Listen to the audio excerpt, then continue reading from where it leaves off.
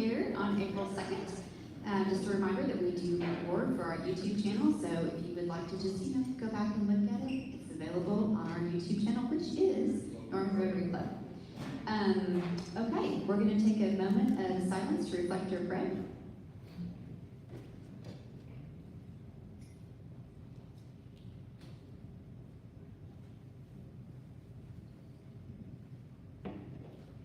Okay, our flag salute today is with Holly Kepler and Corey Tessis Kyle Caldwell.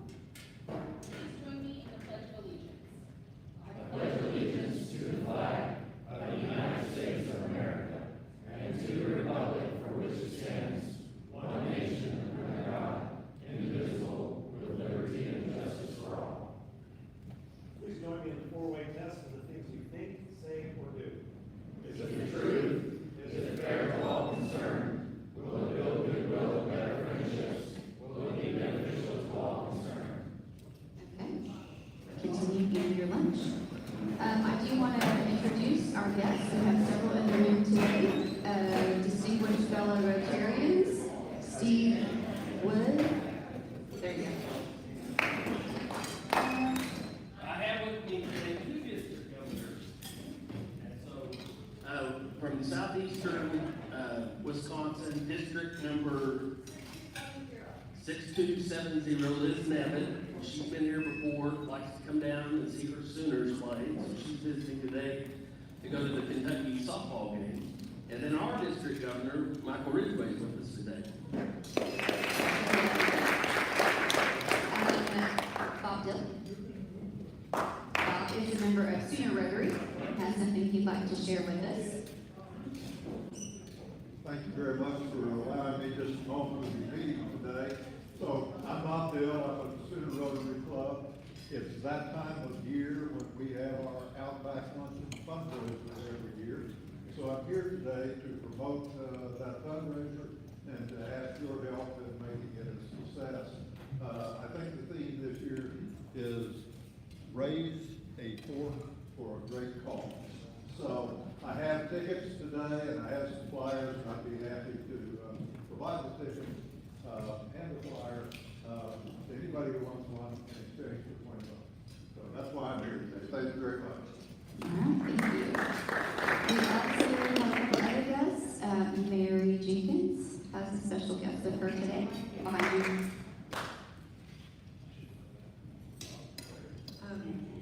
So this is my husband, John Bradison, and he's a Norfolk Lion, and he's here to hear about the bonding today. Welcome. And Andrew, you also have a guest.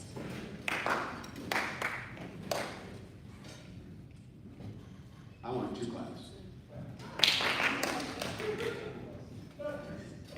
Sorry, I'm a little punchy now and again.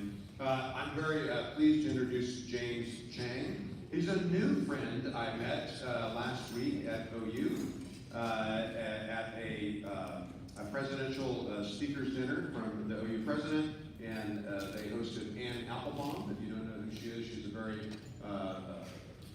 writes a lot on articles, The Atlantic, and many other publications. But we sat together, he and his wife, and we connected there, and I invited him to Rotary here today. So please welcome James. Did I leave anyone out? And we do not have students of the month with us today. So, okay, a couple quick announcements. Pancakes would have been next week, but that is not going to happen in the month of April. So sit tight if you're that crew. You can help in May because Steve Warren will not be there and kind of needs a crew and a half. So if, he'll be in touch with you about that, but no pancakes in April, we're moving to May. That is their choice, not ours, by the way. So we have district conference coming up, not this weekend, but next weekend. District Governor Ridgway is here. If you would like to attend, then there are tickets available. How do we get those? You go on Rotary5770.com, click on district conference, click on register, and do it. Okay, simple. All right. Yes? Michael also has tickets to our fundraiser. Okay. You can also see Michael for tickets if you want to go to Outback. Okay, we have the NPS Celebration of Excellence Banquet. Rotary has a table, and if you have not heard, our Rotary Club is receiving an award that night. So, do we have any seats left at the table? We have one seat left, so the table has been paid for by our club. If you would like to attend, there is one seat left. Please see Stephen if you're interested. Okay, so I've been saving this one. Story Police said, you all, it was a great event. I look around the room and there's so many faces that I saw Friday and Saturday, it's been a long week. Friday and Saturday at the event as volunteers, as helpers, you know, Mr. Rogers looked for the helpers. We had a lot of helpers. And we had a great committee. So if you are on that committee, please stand up.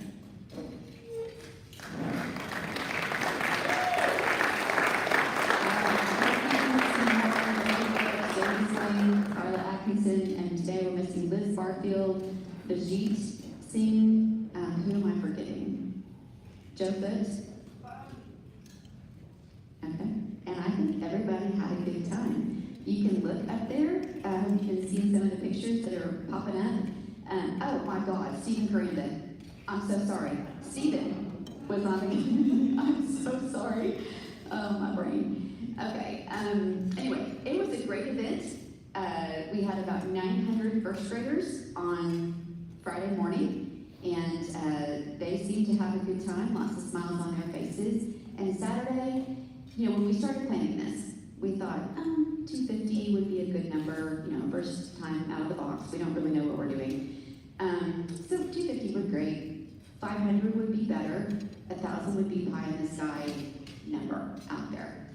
And thanks to our clickers standing at the door, we estimate about 800 people through the door on Saturday. Which is a big deal. And I think everybody had a good time. Our authors had a great time. They have complimented, I have heard from so many of them, and they've complimented our Rotarians for being so kind, so helpful, so friendly, making them feel right at home. And that's all you all. So thank you for being there. Thank you for supporting. I do not have final numbers yet. We will hopefully have those for you by next week. I do know that we raised over $50,000. So this is our fundraiser. And so we raised over $50,000. Thank you to those who sponsored and participated in buying books. We do not have a total on expenses yet, so I don't have a net figure for you, but I can assure you that we made at least what we were having to make per our budget numbers, and probably more than that. So, great job to everybody. I just want to say thank you for being there, for supporting, for believing, you know, in this wild idea at the beginning of the year. I know I had a lot of people look at me like, are you kidding? But we did it, and it was a great event, and we'll do it again next year. So, okay. You also have on your table, if you're wondering what the yellow cards are for, Dennis Brigham's Celebration of Life service is April 18th at Main Site. They are doing one of his favorite photos that he took is a photo of a tree. And if you are familiar with Dennis's photography, he photographed trees a lot. So we have been asked if you have remembrances of Dennis, either experiences, thoughts, something you would like to share with the family. We've been asked to put those thoughts on one of those pieces of paper, and they're going to put them as like leaves on the trees, so that for the celebration of life, people can see that and some a memento for the family to take home. So you don't have to fill it out today, you can, but please take it with you, bring it back next week. We'll have them the next couple of weeks, but I just want to encourage you. Dennis was a very valued and loved member of our club, and I'm sure each of us have something that we can share. Just think about what that is, and then when you're finished with your yellow sheet, please give it back to me. So, thank you so much. Okay, did I miss any announcements? All right, time for our program. We have a lot to get through today, so I'm going to start this a little bit early. Kyle Hurley, would you like to introduce our guests? Okay, thank you. Before I introduce the guests, I want to do one more plug for the district conference. And so the QR code was up there earlier, but you can get onto the website. Michael's got some fantastic speakers lined up. He has a retired Army Major General. He's got a past district governor coming from Utah. He has Christy from Norman Food Pantry, and so it's going to be a lot of fun. And then also the Friday evening portion, we're meeting at the Standard, and you get to mix with all the different fantastic Rotarians we have throughout the district. So I would encourage you all to sign up for that.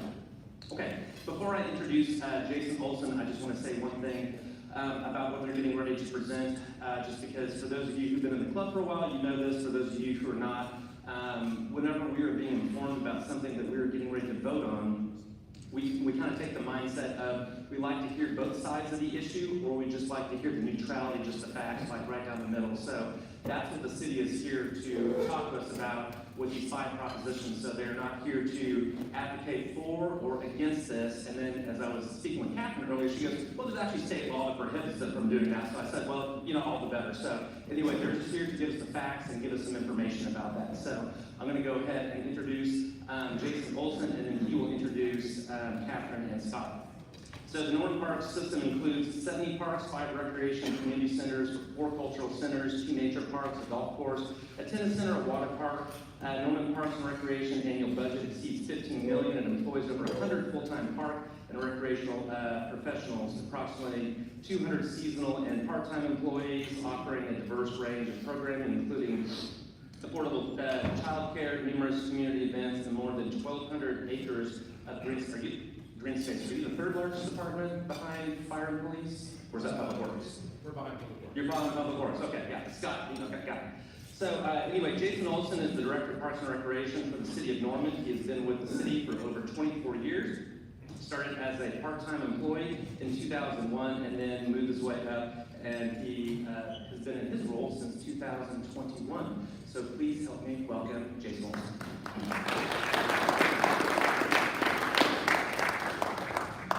Thanks for having me back, and thank you for always having pepper bacon every time that I come. We have a great election coming up, and we want to make sure everybody's informed that these are items that are, no matter what your view is, are very important to our community. So we're going to talk about, give you a lot of background about it, so you can make a decision on your own to go out and vote next Tuesday. We got Scott Sturts, and thanks Kyle for making me give a compliment to Public Works. They're like our rival department. I'll forgive that for a little bit later, but Scott Sturts is the Director of Public Works. He's been doing this for about a year. And we got Catherine Walker, and she loves when I introduce her and tell her how long she's in the city, but she's been about 24 years as well. 19, okay. I'm trying to age her a little bit. Worked a variety of positions inside the city attorney's office, including the city attorney. But we'll let Scott start off, and we're going to go in order of the propositions. Good afternoon. Thank you very much for letting us come to speech today. I don't think that I've been before this group since the 2019 Transportation Bond Program, so it's been a few years, and it's great to be back. Today we're going to check out all 5 propositions, and we have a little card over there.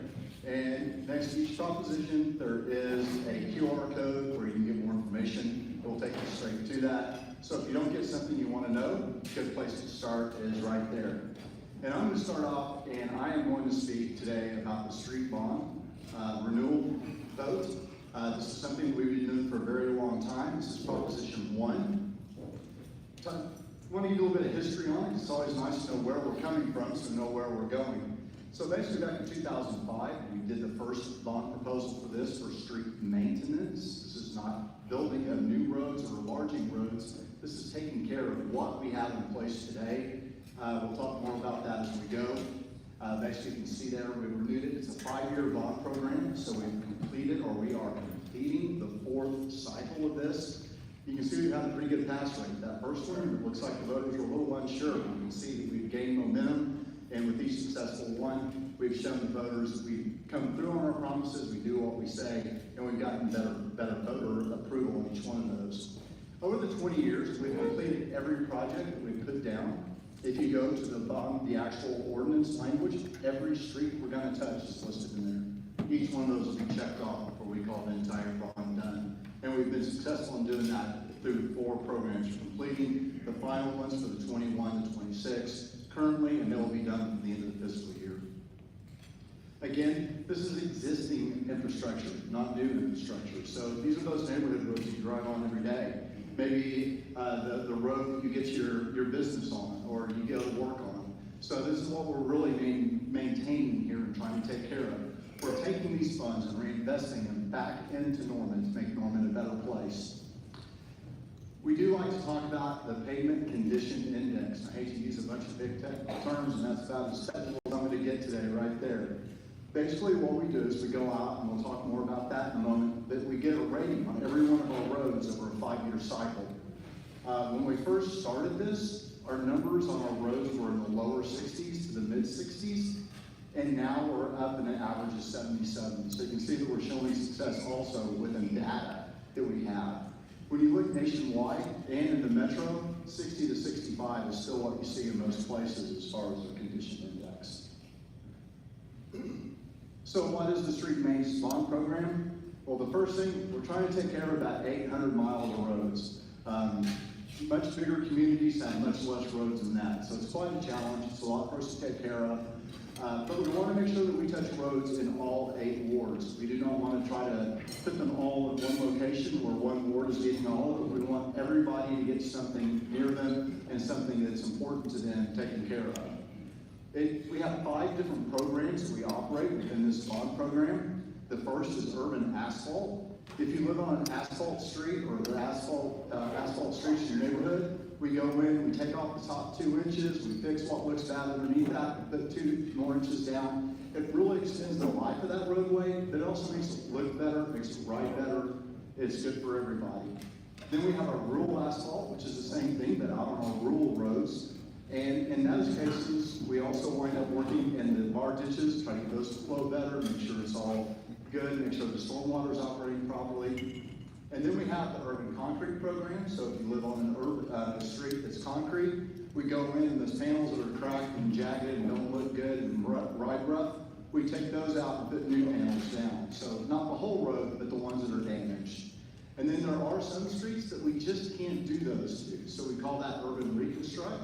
We go out there, we'll pick up the whole road, we'll put down a new road. You see a lot of that, especially north of here on the other side of Gray, but there's also a lot further down south of here also. So a lot of the internal streets in Norman get the benefit from that. And then finally, a new one that we added last year is preventative maintenance. There's some things we can do that are really low cost that really extend the life of those projects. Basically, the biggest problem that we have is water getting into those pavements, and then that causes it to degrade, or you get the freeze and thaw.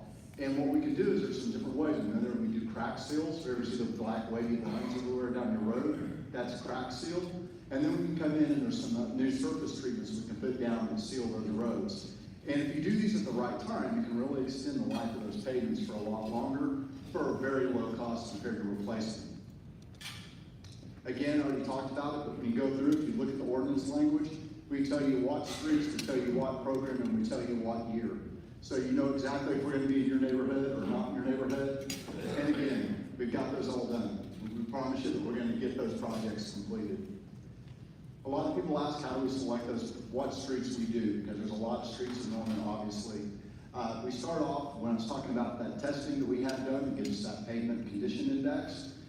It's basically a trailer, a truck, or a van, depends on which equipment they bring. They drive over, it gives us all this empirical data, and we look at that. So we look for areas where there's a lot of numbers that are similar and low that we need to work on. So we may not do all the worst streets. It may be that a neighborhood average is low, and we'll do that whole neighborhood, because people get really upset if we do the neighbor's street, skip your street, and then do the next neighbor's street. So we try to go out and get at least a part of the neighborhood and follow another one up with another, but we try to be very even with that and try to keep an area taken care of. We also look at it as a preventative maintenance, as a reconstruct, so we can balance those funds. The pavement type comes into that, whether it's asphalt or concrete. Again, I already talked about the not worst first. And then somebody from staff goes out and looks at every road that we propose. We want to make sure that it really needs work. We don't want to go spend money on a road that really doesn't need that. And then we'll also try to look at the roads around it to see if we need to include those. We talk to our partners over utilities. We'll say, you got any projects coming up? Or we're looking at these roads, because maybe they're gonna have a sewer project and they're gonna tear up that road. It's really upsetting to everybody when we get a brand new road and a nice surface down, and then they do a project and it's patched. So we try to work with them. They will move projects around, we'll move projects around to where we meet up, to where we can make a nice finished product so your neighborhoods, your business, and our community streets are as good as they can be. And then obviously we have a budget. So we start talking about this bond program. Again, we're not asking for a new tax. This is a current tax, ad valorem tax, property tax. All we're asking is to continue collecting these funds and continue to do street maintenance with them. So we're not trying to do something new or add a new burden. We're estimating right now that over the 5-year cycle, we'll get about approximately $35 million that we'll be able to put into these maintenance activities. And you can see there the 5 categories. That's kind of the goal that we like to meet, so how we divvy that money up. We don't quite make that number because of different reasons, but that's just kind of the rough. But when we're out there, we may do some other work. We may do some bicycle features. If there's inlets or drains that aren't safe for cyclists, we may fix those.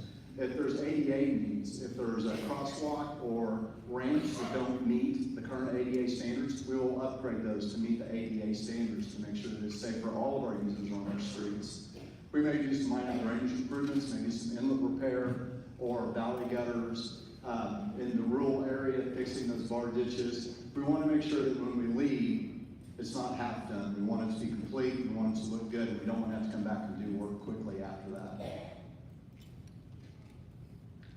Very busy table. I'm not going to spend any time here really, other than I just wanted you to see that we started at about $11 million, and through growth in property taxes, we're up to about $35 million now in that total, the total budget. And we're going to be touching about 180 miles of roadway with this program. About 80 of those are going to be the preventative maintenance, which really stretches that dollar a long ways. You can see that in the 21 to 26 was the first time we had that last item there, that preventative maintenance. But you can see the total number of lane miles. This is not road miles, it's lane miles. So 4 lane, 1 mile is 4 lane miles that we were able to touch and impact with this. And we don't have it up here, but if you go to the website from the QR code, if you go to that, there's an interactive map. You can click on it, you can zoom in, you can zoom out, you can see exactly what roads are color-coded by which program they're in. You can click on it, it will tell you what year that is expected to be completed in. So lots of information you can get online, and I guess we're probably going to save questions for the end, right? Or I can answer questions now. Go at the end. Go now. No, go at the end, yeah. At the end. All right, well, I'll talk about the fun stuff. The gas tax election, this is one of those very few things in life where you get to go vote on a tax that you never have to pay. So, yeah, it's really cool, and the benefactors of all these taxes are 3 groups that amazingly work seamlessly together to help put heads and beds all over our community, and we'll go a little bit farther into that as we go through the presentation. But what is on the ballot April 7th? Just want to make sure that everybody knows that Proposition 2 does increase the gas tax from 8% to 10%. We're also adding recreational vehicles to that. We're seeing, as we went to other SEC cities, before we joined the SEC, there was a group that visited a few of these cities, and one of the big things that they noticed in Alabama or Arkansas are these huge RV parks that are close to the campus that have a lot of spaces and are a lot of people traveling in the SEC through RVs. So this is a good chance to take advantage of that and pick up a 10% on a parking spot that goes along with that as these RV parks do start to open. There are a few exemptions to the tax. One is if you're a resident of Norman, Anytime that, for any reason you need to stay at a hotel, if you're going out with your partner, or if you have an emergency at your house, or you need a break from your partner, whatever is going on, just make sure you bring your license or utility bill with you and show the people at the hotel, and that should be waived. Also, people who are staying longer than 30 days. So there are a lot of instances when we have large construction projects going on, or various reasons for people to come staying in Norman for longer than 30 days. So once you hit that 30-day mark, you are considered a more of a resident at that point. But already kind of went over this at the bottom, but want to keep phrasing this is if you are a resident of Norman, if you own a home, you do not have to pay this tax. And this is also on VRBOs as well. So we talk about VRBOs or Airbnbs. So we went through and grabbed the 10 largest cities in Oklahoma, and we wanted to see where we compared with those cities. 3 years ago, when we raised our rate from 5% to 8%, at that time, Norman was the then highest guest tax in the state. Since then, both Oklahoma City, Midwest City has passed us. From what we understand, currently Tulsa is talking about raising their guest tax. They're probably seeing what's going to happen with us, as many times we are the guinea pig. Yukon also has a question out there about guest tax on April 7th. So it does fluctuate, but currently Midwest City and Oklahoma City are the highest, and you got Tulsa, then us. When you talk about the guest tax, we want to make sure that we are talking about this as other people's money. So this is a chance to leverage other people's money and take care of our quality of life items here through Norman. If it's through arts, through Visit Norman, which markets all our events and the cities and things going on around here, or if it's through our own parks. We also wanted to compare the costs of, or our taxes versus other SEC cities, and as you can see, currently at 8%. We are right there in the middle of everybody.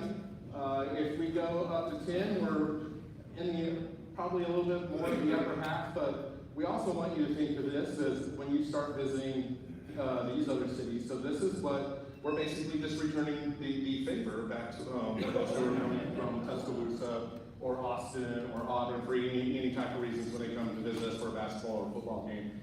But you can see there's a whole variety of there. There's also some weird caveats that hotels in other states they're able to charge, like they're able to collect alcohol taxes, specific food taxes, and things like that when you're staying in a hotel that ends up going to this is considered a guest tax. What does the guest tax fund? And I'm going to mainly focus in on the Parks Department as we talk about this. 3 years ago when we raised the taxes for the guest tax, the Parks Department did not take an increase. That increase is mainly to go fund the Sports Commission. And when they did that, we also made sure that the arts portion of it stayed at the same percentage. But Parks, even though they were receiving about the same amount of funding, we did not, our percentage actually went down. So this is an opportunity for us to catch up and get back to our traditional percentages. But when we talk about what the guest tax specifically is going to be used for in the Parks Department, it's going to be used for capital type items. So that's when we're going to go through here and at a park or at one of our youth sports facilities, that's to upgrade or make sure we're properly maintaining those high cost items. And furthermore, this creates an independent tax fund for the Parks Department, and this will take us off the general capital portion, which also benefits the other departments, Public Works, Police, and Fire. Now, Parks is not in there, trying to fund a bathroom, which when you talk about park restrooms, they're somewhere in about $500,000 range. When you build a more playground, a neighborhood playground, in a neighborhood park, somewhere around the $200,000 range. These items are very, very expensive, and we do have, and even though we had Norm Ford, taking us to Norm Ford, we'd be in a lot worse shape than we are now, but we are still having trouble on some of our parks keeping them up to par. We do have playgrounds that are 30+ years old. Revenue split. This is our current revenue split. When you look at that and you see the 8% as it is, 4% is immediately cut off the top. That goes to our city, helps our finance department who works a lot on this, our city attorneys who, it's amazing the times they have to go out there and have to work to collect this or have to figure out, interpret different things for us. So they get that 4%, and there's a few other city actions get that 4%, but currently right now, Visit Norman is at about 59.375, Arts Council is at 25%, and Parks is at 15.625. And you can see the numbers as to how they're split out right now currently. Visit Norman get about 2.25, and this is on this current fiscal year 26 projections, which, go into this a little bit, the guest tax as we entered into the SEC is doing better than what we thought it would. The hotel stays, when you start comparing, especially with football dates, they are longer in the SEC and they're able to charge a higher price, which means there's a lot more benefits for those who are attached to the guest tax. Going through all of this, like I said, Parks did receive a increase in 2023, and we started talking about the historical. Before 2023, the split was 50, 25, 25 between the Norman Art Council and the park systems. This is what we're proposing is going back to the more traditional, where we were before at 10%, still have that 4% cut off the top that goes and helps pay for everything that happens in the background with the city. 50% back to Visit Norman, 25 to Norman Art Council, which we talk about Norman Art Council, what they use their money for. They use it to give out grants to 26 different arts kind of functions inside the city. Mayfair, Medieval Fair, Normal Music, Jazz in June, Norman Music Festival, on and on. Also, when we talk about Visit Normans, you see that they, even though they go down to 50%, they do get a little bit of a bump compared to the projected 2.2. Back in 2023, when we initially went through this, Visit Norman did commit to $150,000, so it would help just a capital fund basically for new things, anything related to a Norman Ford type project. And when you talk about the Norman Ford projects, why they're so interested in that, that's what puts a lot of heads in beds when you talk about Reeves Park and Griffin Park and the Young Family Athletic Center. These things are also going beyond expectations on what we projected at first and doing very well. Why now? There's a lot of reasons why we would want to do this right now and get this question out in front of you. We have a lot of investments in our park infrastructure. Norman Arts Council has a lot of investments into the public art features, and we want to further our marketing reach to people who we want to visit to Norman. And the reason why they're visiting to Norman, either it's a festival, or they're coming here for a football game, or they're coming here to play in a new sports activity. Just investing inside that. You also, along with the SEC and things like that are compared to that, that helps. You're seeing the possibility for more hotels to come online. The Noun is now expanding. We have a new downtown hotel that's going to be built out there by the courthouse. So there are these opportunities for that to happen with the entertainment district and the UMP. There will be hotels that come along with that. And when we talk about the TIF, the guest tax will still be collected inside the entertainment district. It's one of those ones that does not go along with the TIF. So Proposition 2 also helps us continue to invest and maintain all the programs and things we also enjoy. And like we said before, we're starting to pick up on different things that we think that are going to be more active in the future, like RVs. So that is guest tax in a nutshell, I think, and I'll pass it on to Catherine to talk about city charter changes.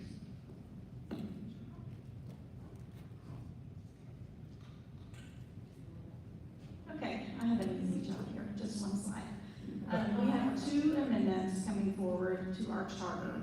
The city's charter is essentially the city's constitution, so this is really important for the city, and this is the only way we can do some of these things is by charter amendment, which requires a vote of the citizens. Proposition 3 changes when council members take office. Currently, their elections are held in February, with runoff elections in April, and then they don't take office until the first Tuesday in July. If you get elected in February and don't have a runoff, that's a long time before you take office. And so council wanted to put this question before the voters to allow council members who are elected to take office more quickly. So essentially, they would begin taking office the first Tuesday after the April runoff date. Their terms wouldn't change. It would still be 2 years for council members and 3 years for the mayor, but they would just take office sooner. This allows them to have some input in the budget process. We're about 3 months into it by the time we get to April, rather than stepping in July and working with the budget they have no part in creating or adopting.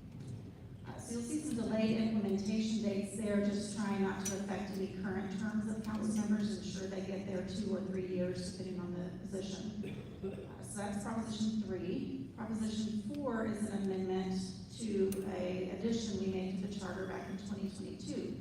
You may remember in 2022 there was a question on the ballot about creating another employee position that would work directly for council. At that time, only the city manager worked directly for council, and with the 2022 amendments, the city attorney and this new position of city auditor now work directly for council.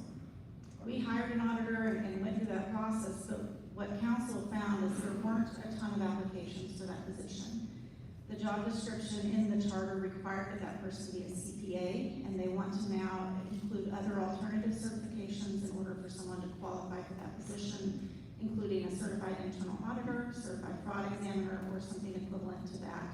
So this just gives a little more flexibility in hiring for that position.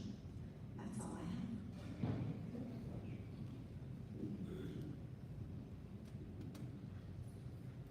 I'll head up the shelter facility real quick. The cool thing about being in parks, we have all the facilities in Norman, so we have facility maintenance underneath us, so we would technically build the facility, shelter facility if it does pass. Real quick, we'll show where it's possibly going to be built at. This is over near Food and Shelter here, as you see right here, a little bit south. The city did purchase this area this past year, and it's about 3.7 acres, and when we start talking about where the shelter would be placed, it would be in this general area up here, working on a little bit of, with all our water, stormwater and detention being placed on the southern tip of that property. So the proposed shelter site plan would be 2 different buildings. We would have the larger building. This would be the main building where you would see your traditional shelter things. You'll have a men's and a women's dormitories in there, large rooms with a lot of beds packed in. I think they're talking a little bit over 100. Over here you would see family areas where families would have individual rooms, and in the middle have a shared living space. And then we also would have respite type rooms in here, which would take a little bit of burden off the hospitals when you start talking about if a homeless person or a homeless individual needed some kind of long-term medical care, but maybe a hospital space is not the best option.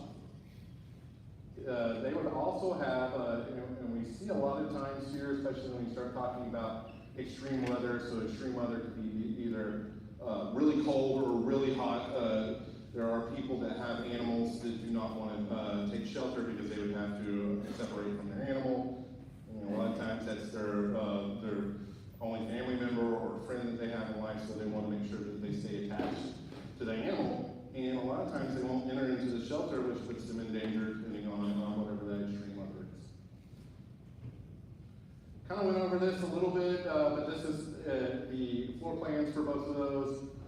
We have hardened areas for both the men's and women's dormitories. If there are stormy weather or things like that. We do have areas to store. A lot of times there's a lot of things that come with them. You have to remember that their whole life is usually attached with them in some form or another. This is a locker, is an area for them to store that. We have a small kennel over here for the animals, outdoor dog run for that, and this, when we start talking about the smaller area out here, these are the respite rooms we're talking about, which you kind of think these as long-term medical stays, and those are family apartments, speaking of a little bit earlier. Hard to see, but these are the conceptual pictures that go along with the shelter. These are very simple type of construction. The city wanted to go with it's kind of a prefab metal building, so these will be very quick construction, a cheaper form of construction, but they are look a little bit better. So if you're in the neighborhood that's surrounding on that, there are things to make sure that it's just not a gray or white box. When you start talking about the obligations that go along with if you do choose or if it does pass, so it's a GO bond, paid via property tax. The bond will last about 20 years. Over time, it would cost you about $3.26 per year for every $100,000 that your home is worth. So if you have a $500,000 home, that would come out to about $17.46 per year. That is the question that's listed on there, the fifth question on the ballot. And the cost for, our projected cost to build this as it is laid out in these pictures and floor plans is about $8 million. And then it would be 100% paid from the bond proceeds, and that is just for the construction of the facility. These are all our timelines. As you can see that we've passed a bunch of these. The only one that's really relevant is April 7th. We're kind of hanging out here, so if you're not going to be in here town, like Scott over here trying to get out of town on April 7th, make sure you go vote early. But next Tuesday is the voting day, and love to take any questions that anybody has about any of these propositions, and depending on what your question is, we'll probably pass the microphone to the proper person. I'll start with one. This may actually be for Catherine. I've heard a lot that if we pass the first two taxes, city council can just funnel them to whatever. How do you ensure that that doesn't happen? So the first tax would be the street maintenance bond. Is that what you're referring to? That and the gas tax? We're limited by the ballot language. So if we go further than the state law requires on these bonds, on question 1 and question 5, we legally only have to identify where we're going to spend 70% of the proceeds. But we identify the ordinance where 100% of that money must be spent. And so it will have to be spent on street maintenance for Proposition 1 and on the homeless shelter for Proposition 5. For Proposition 2, which is the guest room tax, we're limited by what the voters approved. The voters approved that tax in 1980 for the promotion of convention and tourism, and included explicitly that arts and parks would be an authorized expenditure, and we have to stick by that. We can't change that without voter approval.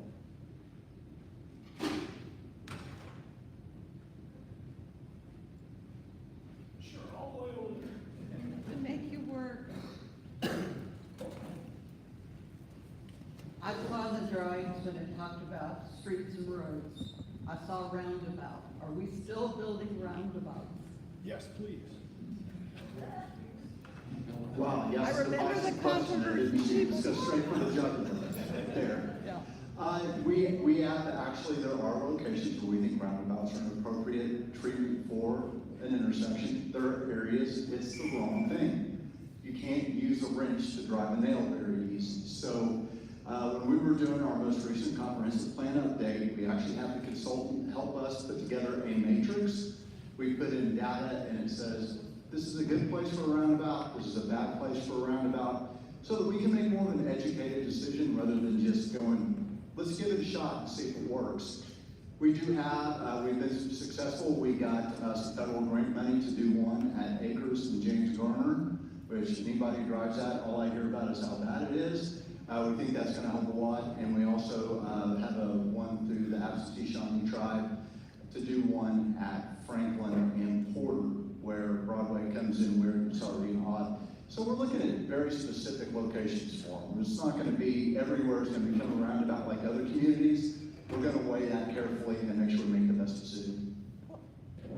What about private education? I think people who have it, they don't understand that, you know, who has the right of way and that sort of thing. Is there any kind of move that direction? Because they think, I have the right.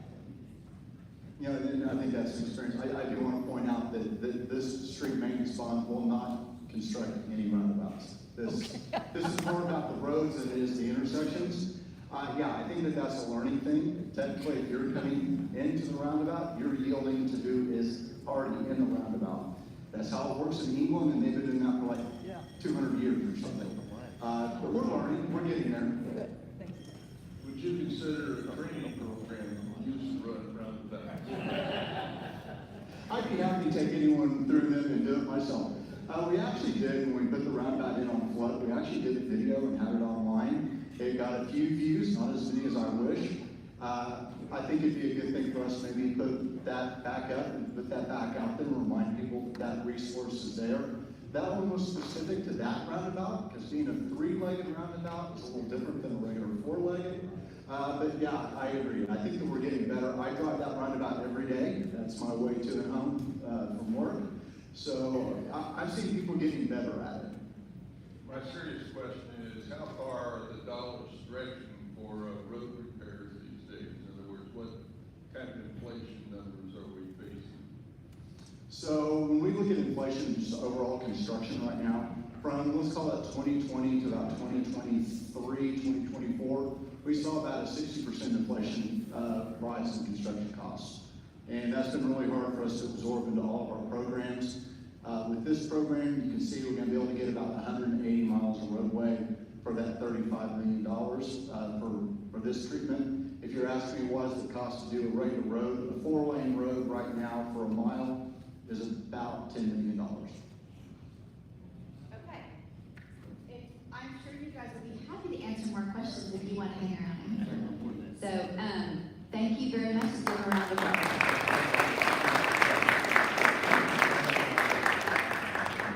I do want to thank our Rotarians for being here today that are visiting. District Governors Ridgway and Liz Nevitt, thank you for being here.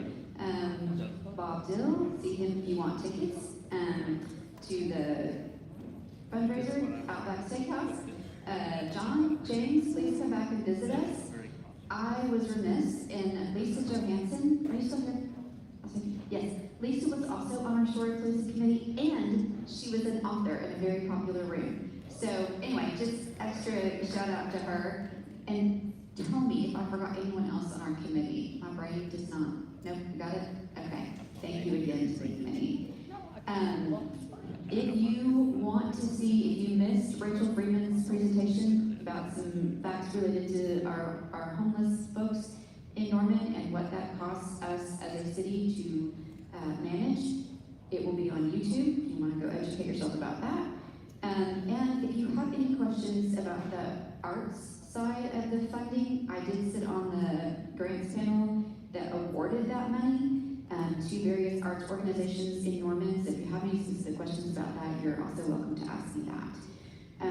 Last reminder, please take a card or turn in a card and write something about Dennis.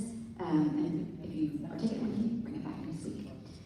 Go out, have a great week. Thank you so much.